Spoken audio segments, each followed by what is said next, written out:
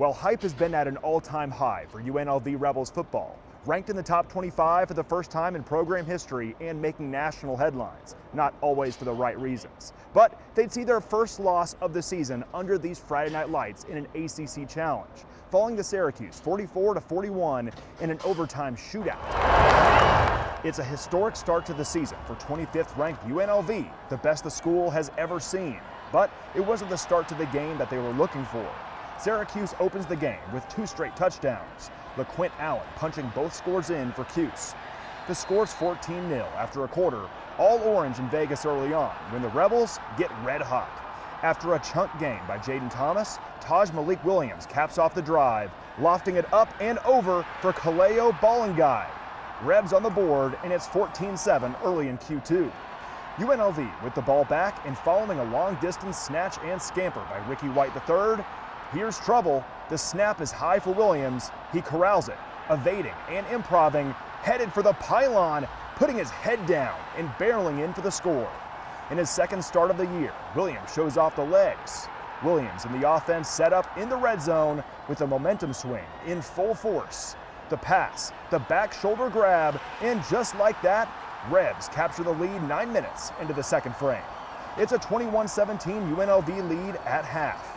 But Syracuse scores twice out of the break to recapture the lead. Fast forward to the fourth, and Orange lead by 7 until this punt is blocked. Pigskin flies back into the end zone, and Charles Correa falls on it for the touchdown.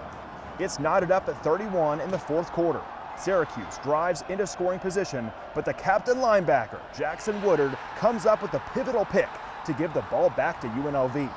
Rebels would use that spark to drive the distance of the field, and Williams links up with Ricky White for the go-ahead tutty. Rebs up by 7, but the Orange go in 2-minute drill, scoring on a connection to Jackson Meeks to tie the game at 38 and send this thing into overtime. Rebels start with the ball in OT, get stopped, and have to settle with a field goal. 41-38 Rebels. Syracuse with the ball. UNLV shuts down Cuse on a 3rd down. But the Rebels are called for roughing the passer. Orange end up on the goal line, and LeQuint Allen's 4th touchdown of the game seals the deal for Syracuse, upsetting the Rebels 44-41 in a thriller. Rebels faithful are sad to see the team come up short, but their confidence in the team isn't shaken.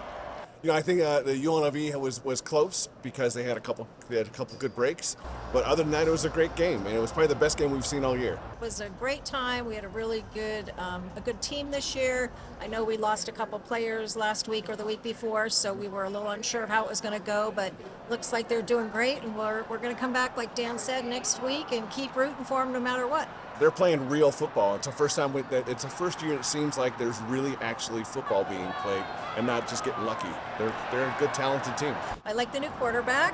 Yeah. I think we have a lot of good receivers. We love Ricky, and just fun to watch. So UNLV moves to 4-1 on the season, and all is not lost with the rest of their Mountain West schedule still to come and a spot in the college football playoff theoretically still in play. Next up, the Rebels visit Utah State next Friday. From Allegiant Stadium, I'm Nick Walters.